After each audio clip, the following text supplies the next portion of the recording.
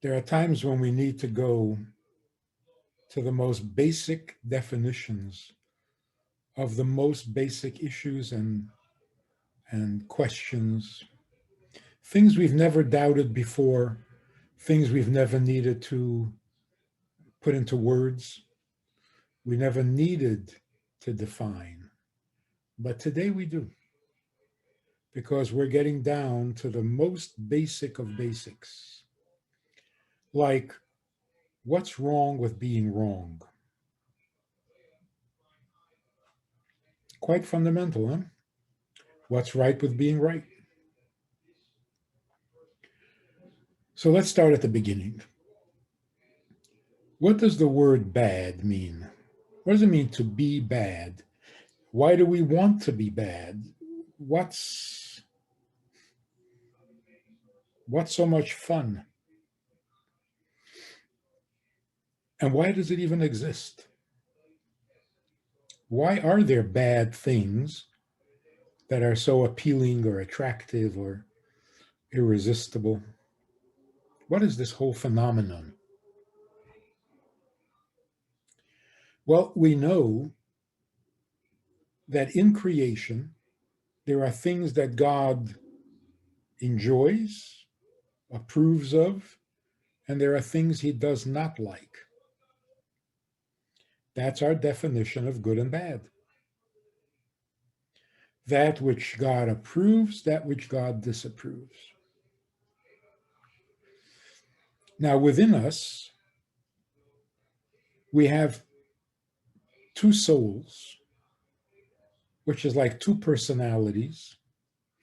There's a personality that enjoys doing what ought to be. And then there's a part of us or a personality within us that enjoys doing what feels good. In other words, one personality in me wants to affirm the existence of something bigger than me. And that's pleasurable. But there's another side to me, another personality in me. I want to confirm myself. So when I do what feels good, I become more real. I'm nurturing my own reality. Now, that can be very physical. I eat the food that I enjoy most. That makes me more real. I get what I like. By the same token, if I'm having a discussion or a debate and I prove that I am right, that also confirms the significance or importance of my own existence. I'm right. Or I can.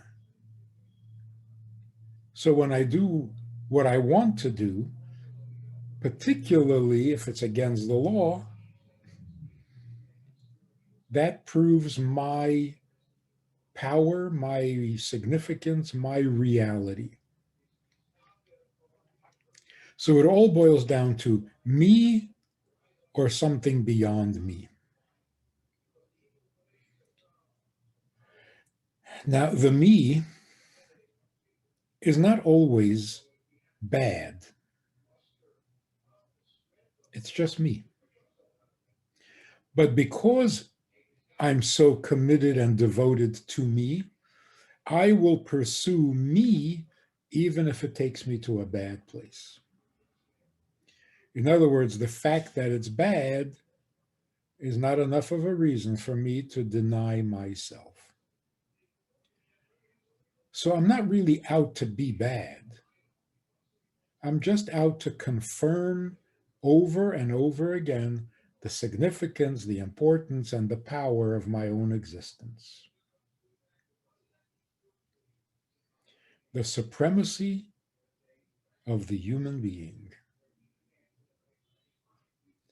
I guess you could say I'm drunk, I'm intoxicated with the thought that I can do what I want. I can think and have opinions that I want. That's me. And how strong is that pursuit of me? No matter where it takes me, it's got to be me. So if I happen to have a desire or an appetite for what is forbidden, I'm going to pursue it and I'm going to follow it because I got to be me. I got to be me. I got to do it my way.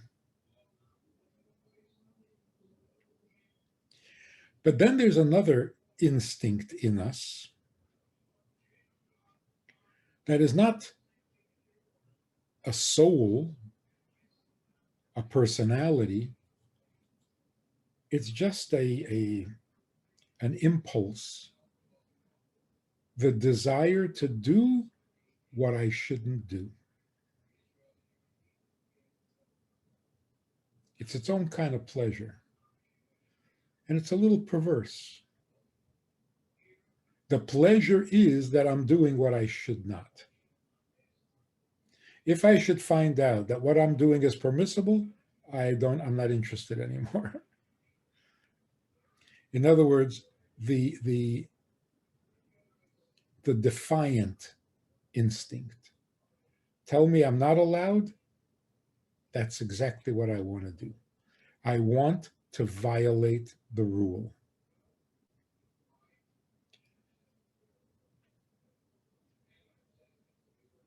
That is not a whole personality, thank God. It's just an instinct, one of many. That's called the evil inclination. The evil inclination does not describe a person. It's not a personality. Very few people live by their evil inclination. It's a very, very limited diet. So when people are obsessively defiant and oppositional, that's not a healthy human being. If the only pleasure in life is the pleasure of doing what I shouldn't, I'm not a healthy human being. If my pursuit of pleasure is the human soul, the human personality, I may end up doing things I'm not supposed to, but I am healthy. I'm a healthy human being. So we now have three conditions. We have the impulse to do what is right, to do what is bigger and more important than me. Every decent human being will defer to the public health or public well-being. If it's many people against just me, I will defer to the many. In other words, I recognize what is more important than me. I recognize who is more important than me. I will put my needs and my wants aside for my mother, for my child, for my spouse. That's just human.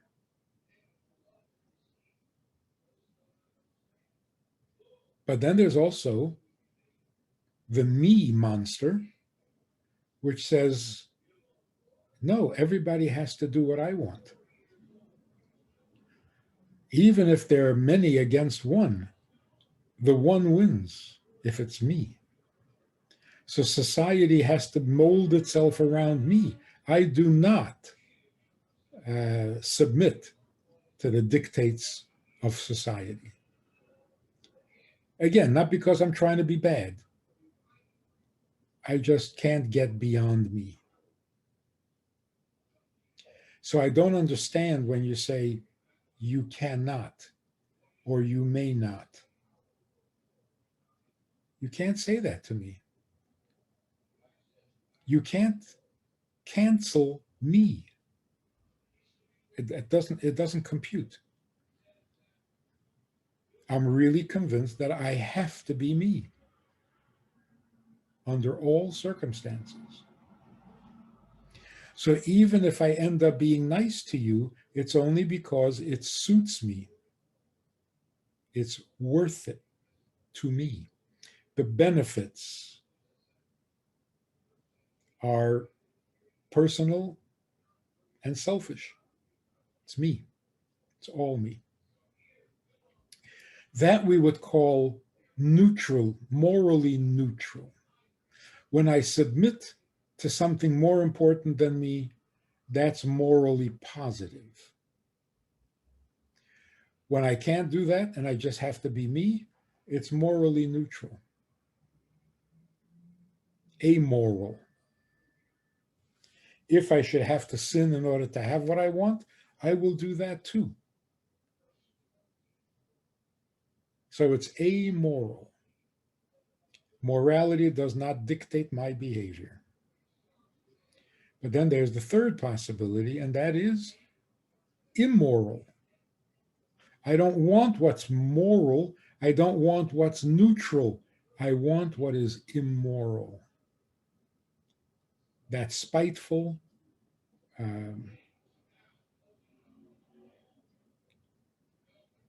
needs to do precisely that which I must not do. Almost like the pleasure of what I can get away with. That's really bad. So in life, we should recognize that the pleasure of spitefulness, of defiance of rule, that's got to go. Because ultimately, that doesn't benefit anybody, including myself. The need to be defiant is not real. It is not necessary for a human being ever to be defiant. You can go through life fine without it. So it is a temptation, not a need. And that's an important distinction. A person who does what he needs is a healthy person, maybe not so moral. Healthy and moral are also two different things. But defiance, oppositional,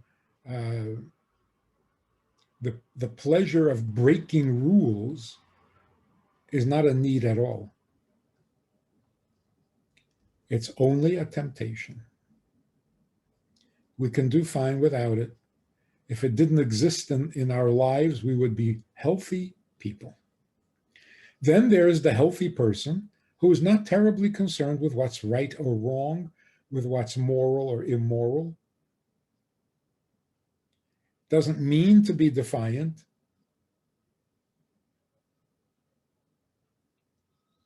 but it's got to be my way. Then there's the person who is moral. Their pleasure comes from the feeling that they are part of something bigger.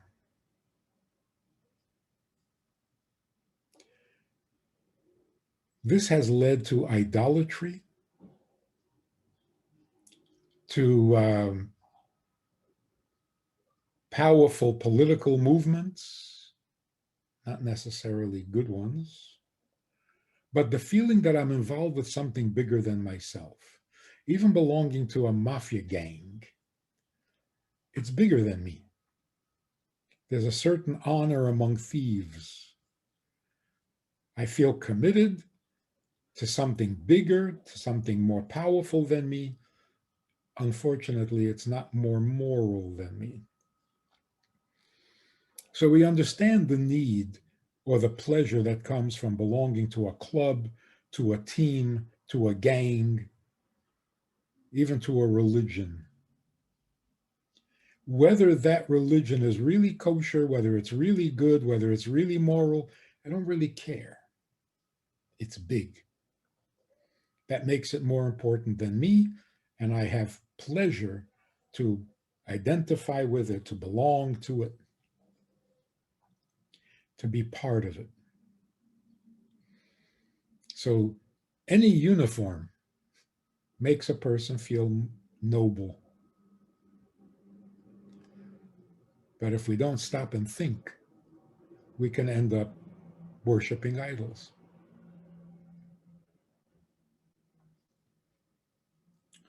So now let's take a look at what happens in society, maybe the psychological side of it. A child is growing up, wants to have an ice cream.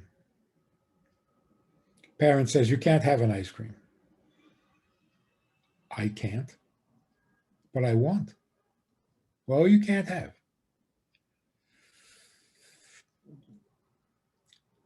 What effect does that have on the child? Well, this can go one of two ways. One possibility is the child realizes that things don't always go my way, and they don't have to. I can do without an ice cream. So if mom says no ice cream, no ice cream. No damage done. On the contrary, I've learned to be a little more generous.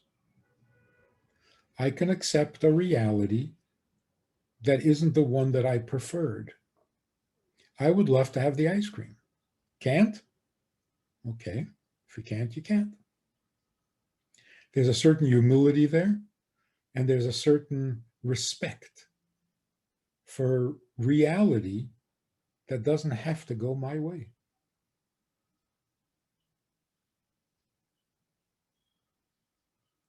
The other possibility is you're denying me what I want. That threatens my ego. That threatens my existence. You're telling me I'm nothing? Well, I can't accept that. So I will wait till you turn your back and I will have that ice cream, even if I have to steal it. Because you can't do that to me. In other words, this child took it very personally. It's not about an ice cream anymore. It's about me and my survival, the survival of my ego. So not only will I find a way to get the ice cream, I now know who my enemy is, and it's my mother. Now everything my mother says rubs me the wrong way. You're just out to deny me. All of a sudden, everything my mother says is a criticism, is a condemnation, is destructive, is rejection. And I have to protect myself against her. That's not happy, huh? Of course, same thing is true with a father or with a teacher in school.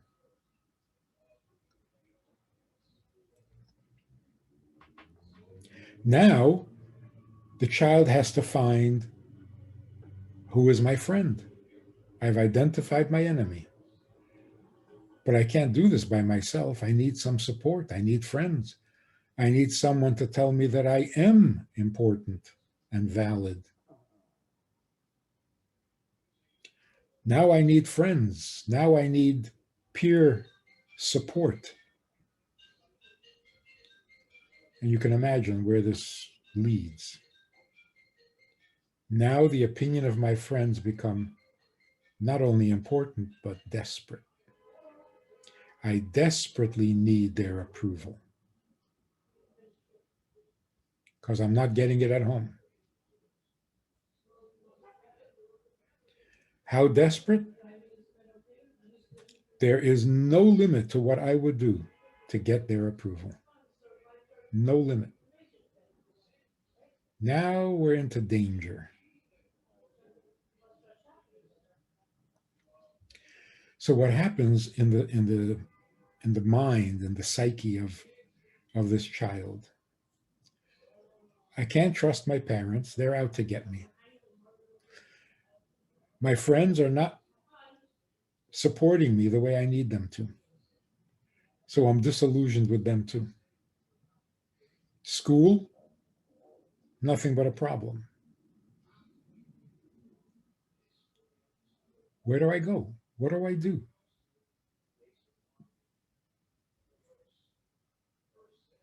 I eventually get the impression that people are unreliable.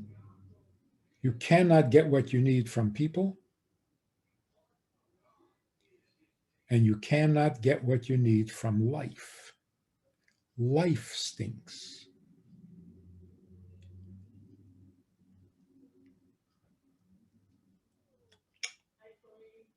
Now we're really in trouble. So, what is the root of the problem here? The root of the problem here is I cannot be denied, because any denial of my opinion, of my desires, of my wants, of my needs, of my moods threatens my existence. So, of course, I have to fight back with everything I've got. It wears me down, and all of a sudden, I don't enjoy life. So, look at what's happening. I start off protecting what is most precious to me, and that is my life, me. And I end up hating my life. Conclusion is looking out for yourself is a dead end road. It does not lead to good things. That's why it is so important for parents to introduce into a child's life that which is worth living for. And it's never yourself. This is where humanism, secular humanism, has been a disaster. The glorification of self is killing us.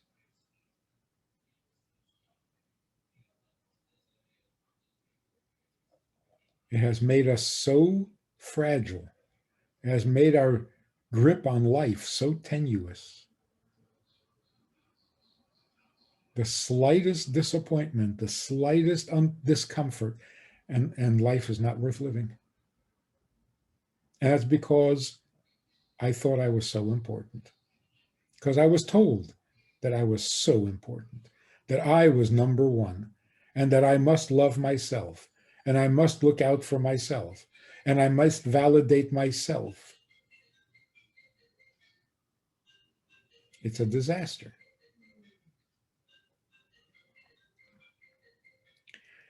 Now, moral people will describe this child as bad kid.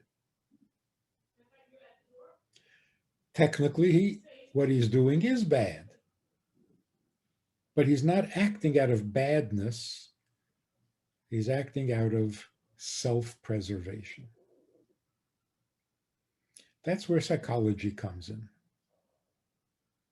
To understand the hidden motive,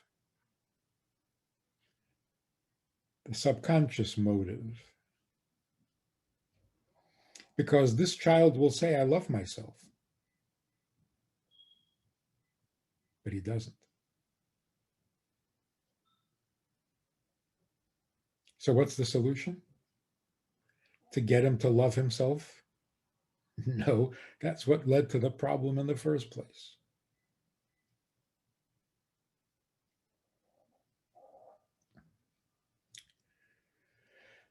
So that's where morality comes in. Morality is not an obligation, it turns out.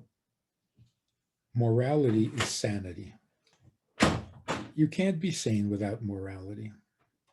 In other words, you can't be sane without a higher purpose, because our own existence does not justify itself. Never did, and it can't. To justify my own existence, I have to find something bigger and better than myself. So now the question is, what is bigger and better than me? How do I know that what I'm signing up for is better than me, is not a false God, is not in some way worse than me? That's why we need a Torah. Torah is the book of goodness, the book of right. It's the only one. There is no other.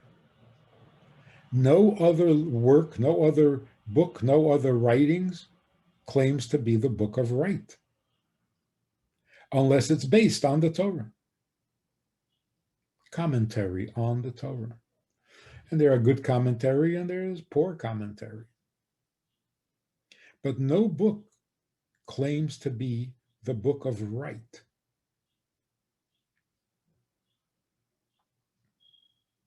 So now, again, how do we define right and wrong, good and bad? See, now we're dealing with a very healthy subject. The self has been put to rest. The answer does not lie in myself. Okay, got it. The answer lies in truth, right, wrong, good, bad. All right. What's bad?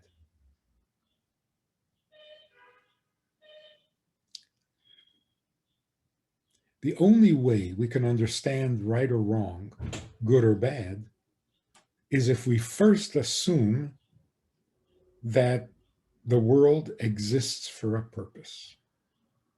There's a plan. There's a destination.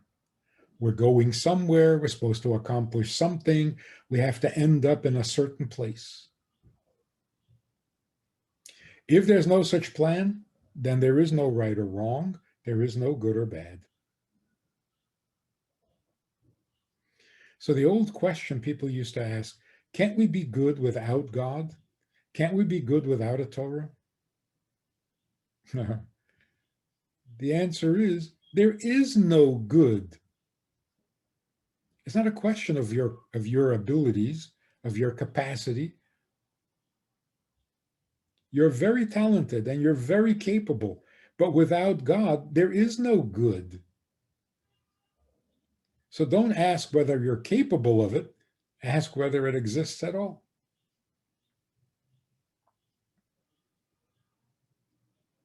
So the question is not, can I be good without God? The question is there goodness without God?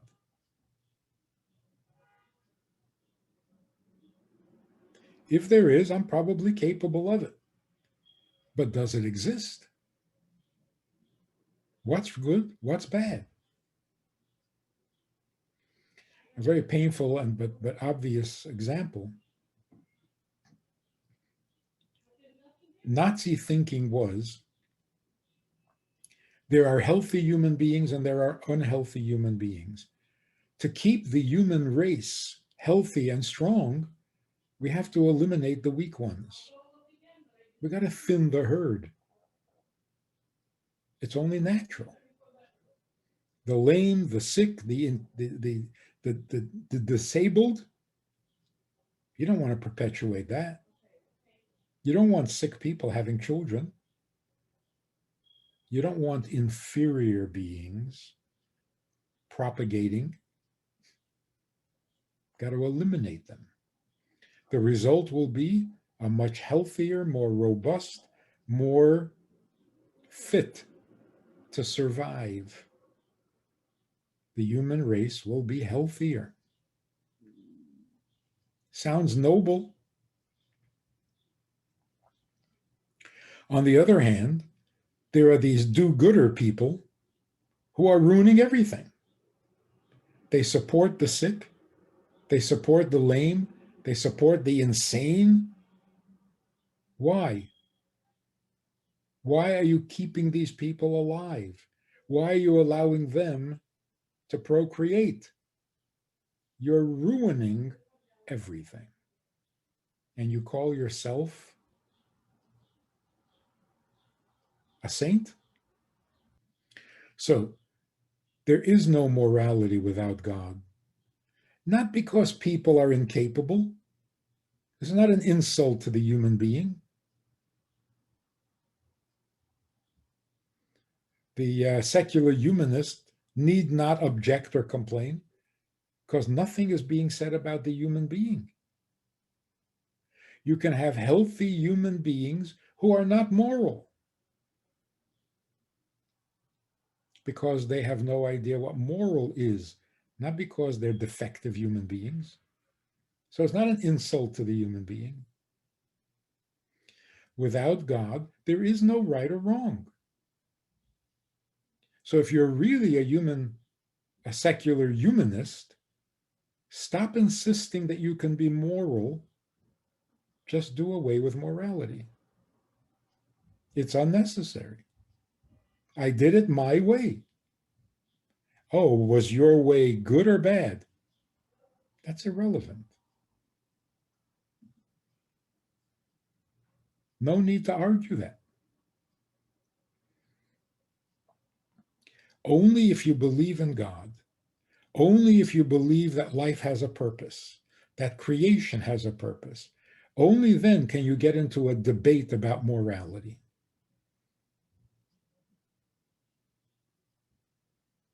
You can be right, you can be wrong, you can be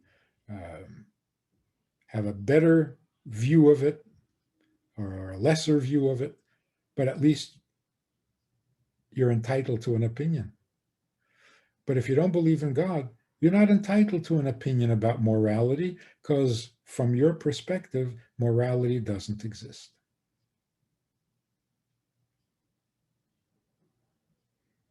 So the student who argued with me and said, I don't need God to tell me what's right or wrong. I know right from wrong. I said, for example, what do you think is wrong? He said, murder is wrong. What an original idea. You're a genius. Murder is not wrong unless there's a God. Murder is not wrong. It's very feeble, a very feeble argument to say, well, you don't have a right to kill somebody. I don't have a right. What does that even mean? It's meaningless. If I'm faster on the draw, then I kill him. If he's faster, he kills me. Don't have the right? I don't know what that means. I have the ability, so I do it. Definition of right and wrong. Right means that which leads the world to its proper destination. Wrong is that which takes the world in the wrong direction, away from its destination. So even in terms of health, how do I know that I'm not healthy? What constitutes unhealthy?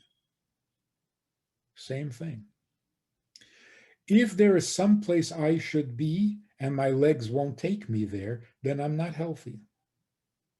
If there's no place I need to be and my legs don't work, no problem. Why am I unhealthy? If I don't need to go anywhere and I can't go anywhere, that's perfectly okay. We don't have abilities that we don't need. But if I don't need to go anywhere, I don't need any abilities. So if there's no destination for me, if I was not created with a purpose, I have no appointment with God at Mount Sinai, and I can't walk, it's not a problem. You can't call that ill. I am not handicapped. Just like I'm not handicapped by the fact that I can't jump over tall buildings. It's not a handicap. It's a human condition. So no doctor will treat you for your inability to leap over tall buildings. Why then does he treat you if you can't walk across the street? Because you need to walk across the street. Why? What if I don't need to walk across the street? Then walking across the street is as unnecessary as leaping over tall buildings. It doesn't need to be treated. If I have no purpose at all in life, then even if I can't breathe, it's not a health problem. Because you don't need to. Can't breathe? Don't. Why is that an emergency?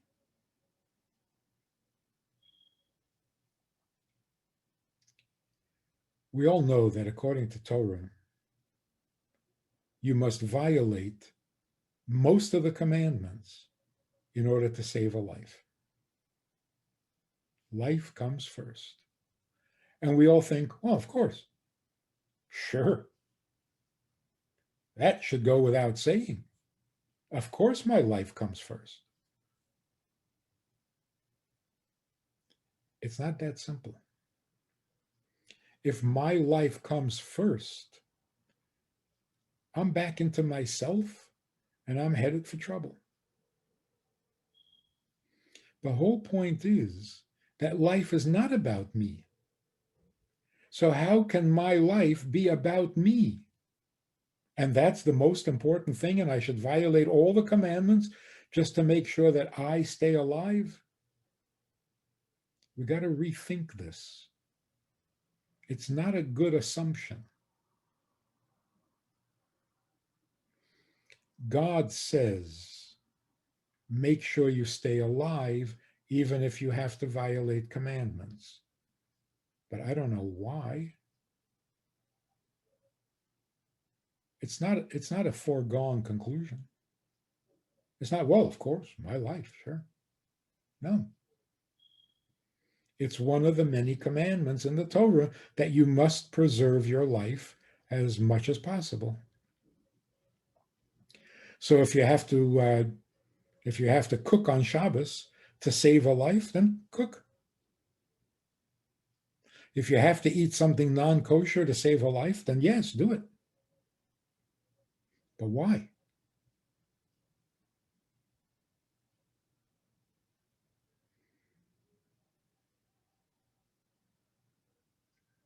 Because to God, who has a plan, who created the world with a purpose, who moves the world every day, every minute of the day towards that purpose, in his vast eternal plan, your survival is important. Because if you don't survive this Shabbos, then you can't observe the other. Many Shabbosim to come. If you don't eat this non-kosher food today and die, then you will not be able to observe the rules of kashrut in the future. In other words, the purpose of your life makes your life indispensable. Take away the purpose,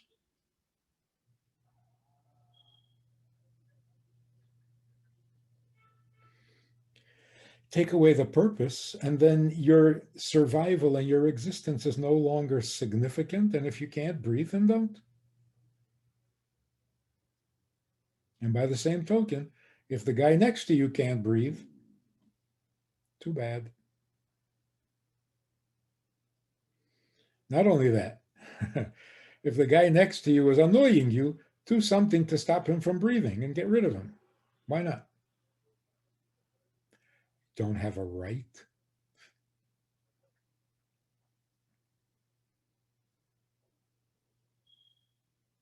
So what the Torah is saying is this: your neighbor's life may mean nothing to you.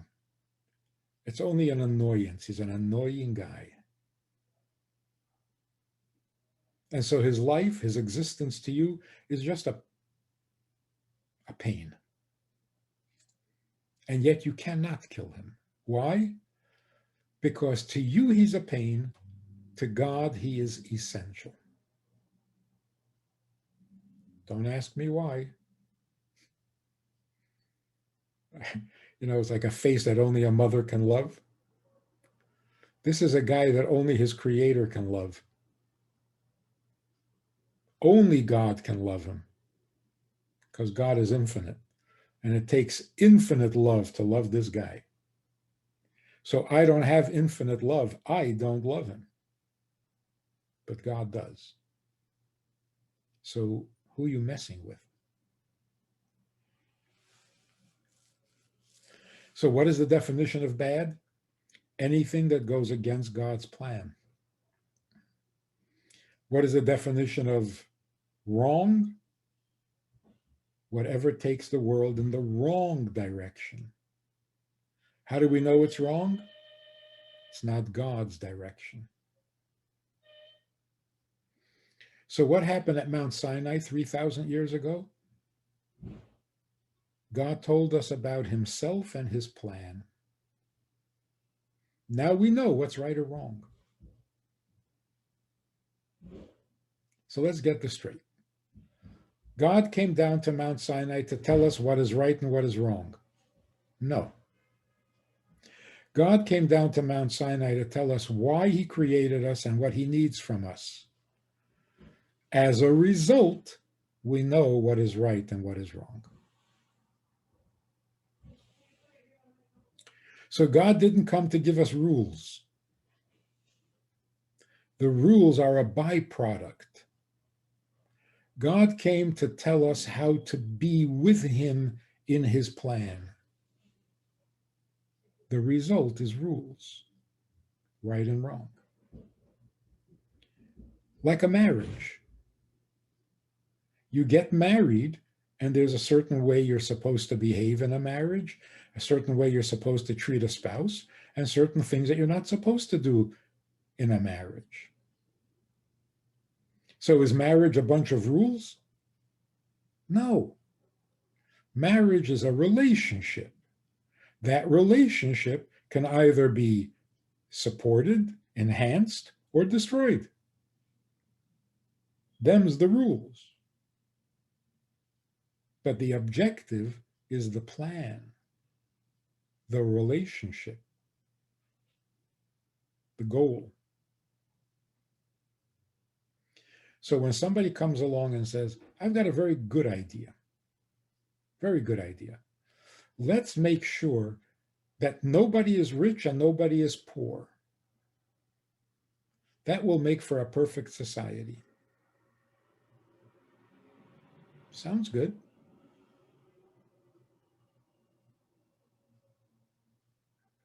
Of course, it's been tried before and it has failed miserably, but it sounds good. Maybe we should try it again and get it right this time. Socialism, communism, benevolent dictatorship.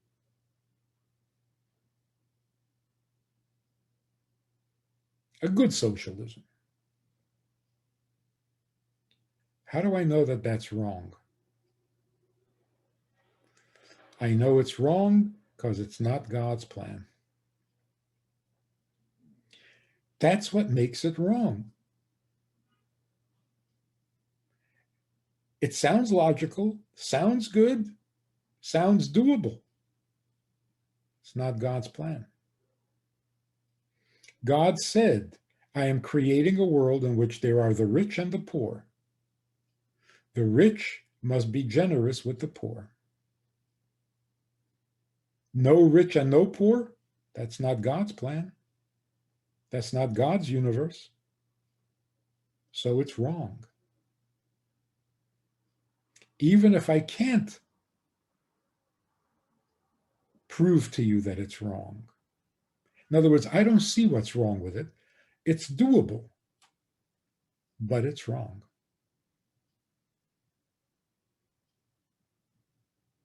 And it's wrong because it's not God's plan, not because it fails.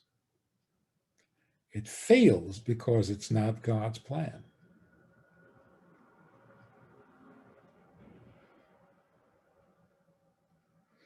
So here's the bottom line.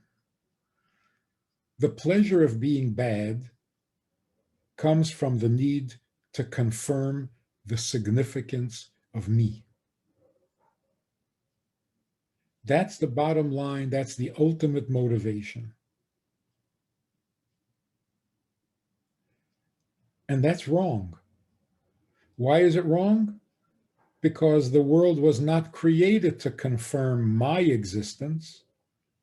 The world was created for me to become part of God's existence, to be a partner with him in his plan, because I don't have a plan. I just showed up in middle.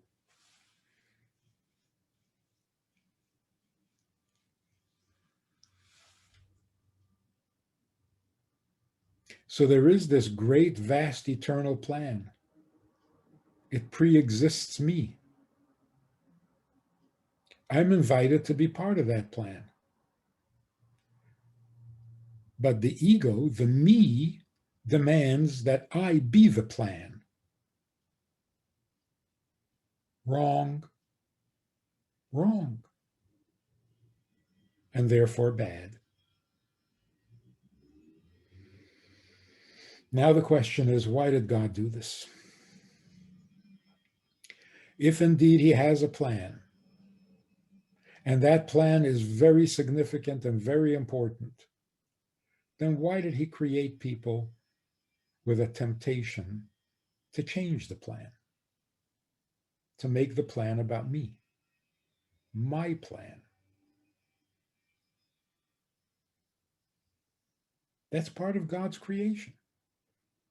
I didn't create my ego.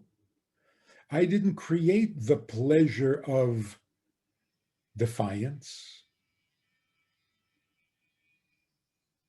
You know, sometimes you find yourself alone. Nobody's around. And all of a sudden there's, what can I do that I can get away with, that I couldn't do if somebody was watching? Where is that pleasure coming from? I didn't create it. Where is this evil inclination coming from? God created it. Why?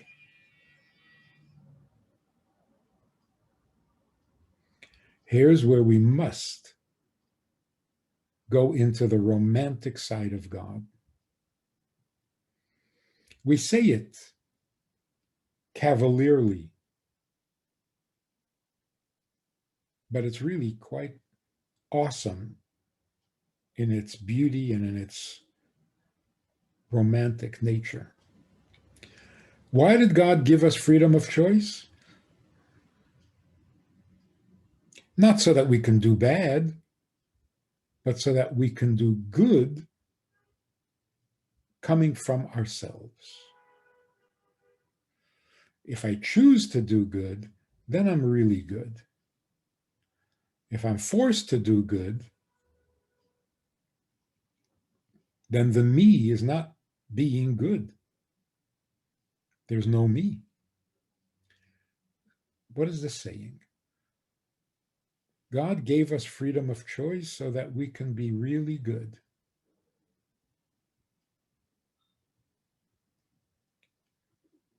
In simple language, God gave us freedom of choice so that we can choose him.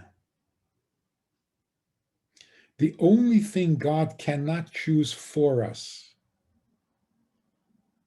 is our love for him. That he can't choose for us. Because if he chooses it, then it's not our love. He can choose the house I live in. He can choose the shoes I wear. He can choose everything and make better choices than me. And he does. And I'm grateful. I know that whatever happens, it's his choice. And his choice is always better than mine. Where do I need freedom of choice? Only in my reaction to him.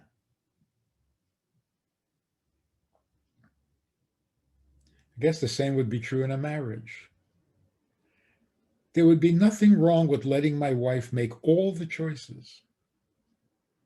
She's got better taste, she's got better judgment, and she's a little more careful with the money. So I should let her make all the choices. There's only one choice she can't make. Can't. And that is how I feel about her. So why does God give us freedom of choice? Why do I have to be able to deny him and put myself first? Because if I can't, then I can't love him.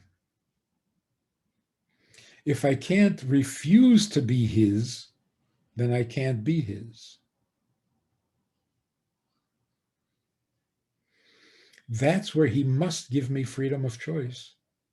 Otherwise, he doesn't get what he needs. He needs me to be his, and he's got to give me the possibility of being mine.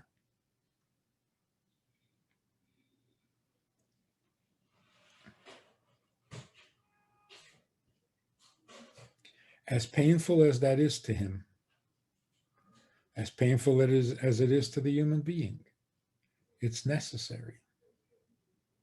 I have to be able to hate my spouse in order to be able to love my spouse.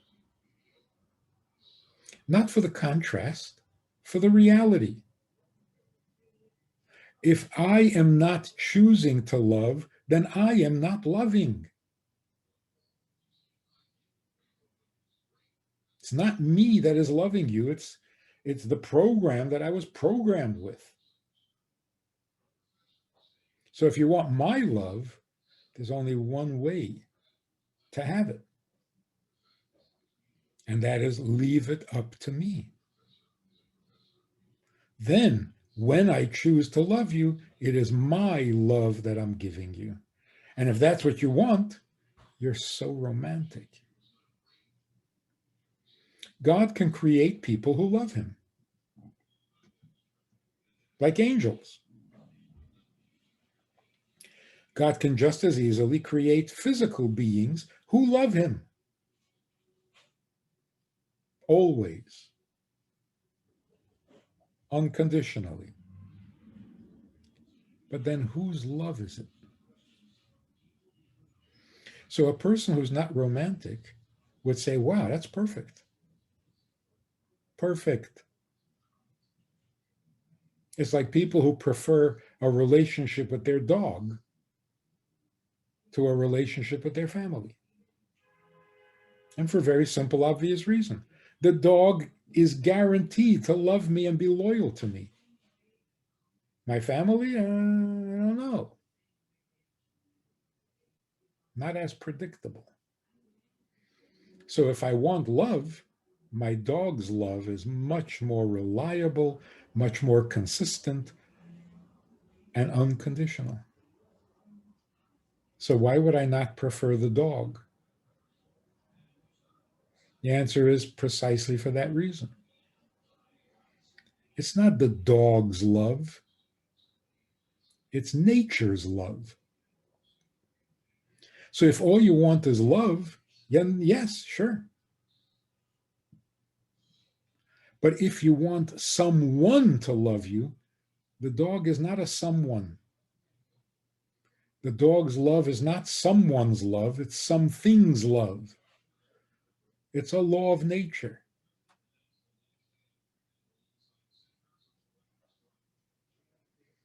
So God creates angels. They're great. That's not the vast eternal plan. The vast eternal plan is God wants someone, not something. That is a romantic.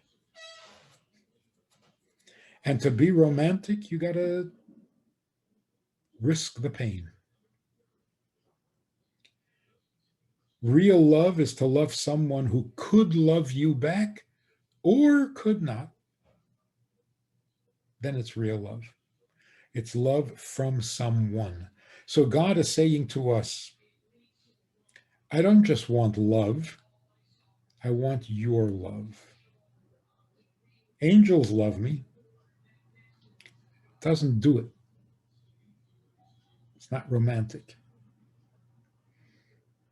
I want your love. Why? Because I want to have you. All of you. Beginning with your love. But the objective is that you should be mine and I should be yours until you can't tell where one begins and the other ends. So it's not love. It's your love. That's the story. Anything that brings us closer to God is goodness. Anything that estranges us from God, alienates us from God, is evil.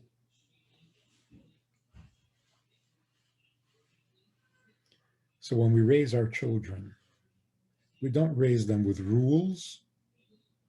We raise them with an objective. To get to that objective, you got to follow some rules. If you want to play baseball, then you got to follow the rules of the game. If you don't want to play baseball, there are no rules that you need to follow. If there's nobody there and you're on the diamond, you're on in the field, you can run from third to first. No one will object. The rule only applies when you're playing the game. So if you're in the relationship, here are the rules. You're not in a relationship, and there are no rules.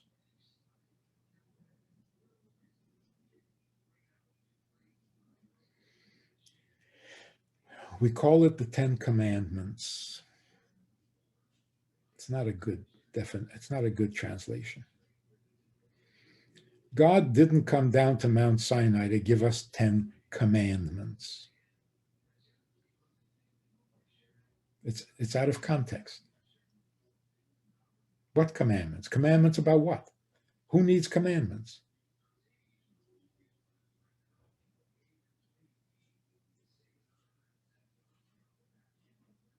It's like a total stranger walks up to you and says, okay, here are the rules. Here's what I need you to do. Excuse me? Here's what you need me to do? Doesn't make any sense. No, these are the rules. The rules of what?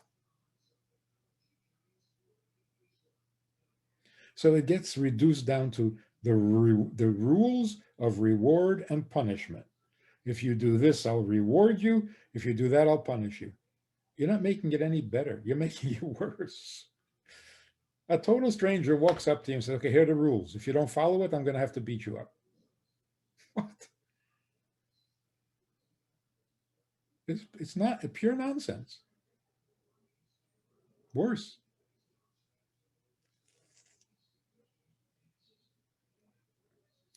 God comes and says, I created the world for a purpose, a very significant purpose, a vast eternal plan. The plan is that we become one. God and his people become one. That's the plan. It's built into nature. It's in your DNA because that's what you're made of. You're made of that plan. God's need for this relationship is in your DNA. So here's how it works. Why do we call that commandments?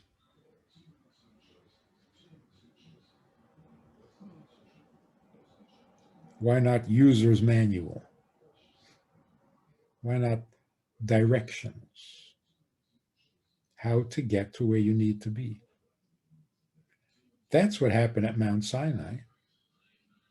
10 instructions on how to fulfill the vast eternal plan.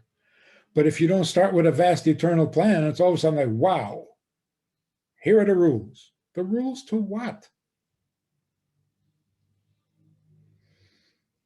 So in Hebrew, they're not called commandments. They're called Aseres Hadibres, 10 things that God needed to tell us. Got translated into commandments. By whom?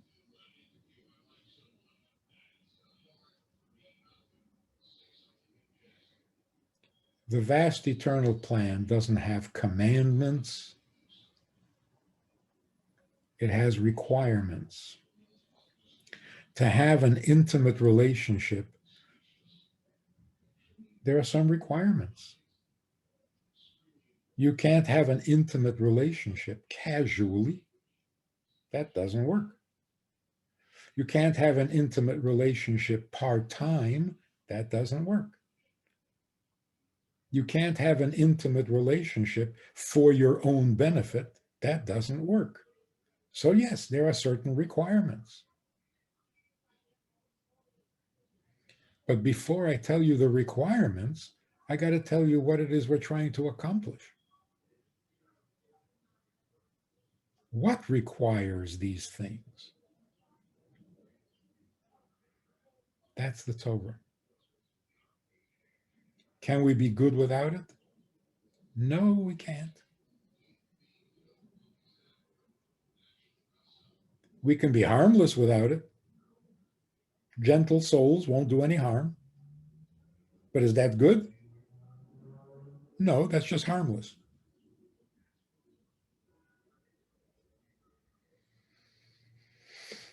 So what is wrong with being wrong? Final answer. What is wrong with being wrong is that it harms God's plan. It may not do anything negative to you. You may not feel any damage. You may not feel anything inappropriate. As far as you're concerned, sinning is no different than doing a mitzvah. Doesn't feel any different. Doesn't do anything to you one way or the other. You're neutral. So what's so bad? You're going to suffer in the afterlife?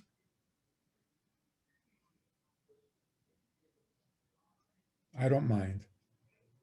Now what's bad? I don't believe there is an afterlife. So now what's bad? It's going to harm my reputation? I don't have a reputation and I don't really care about it. Now what's wrong? In other words, I cannot judge right and wrong by my reaction because it's not about my reaction. So I may find sinning more comfortable, more beneficial than doing mitzvahs. Doesn't change the fact that the sin is wrong and the mitzvah is right. Because right and wrong is about the plan, not about me. And the plan is that I should be more than me. I should be partners with God in his vast eternal plan. A partner in one's vast eternal plan is called a wife. We are God's partner in the same way that a wife is a partner with her husband.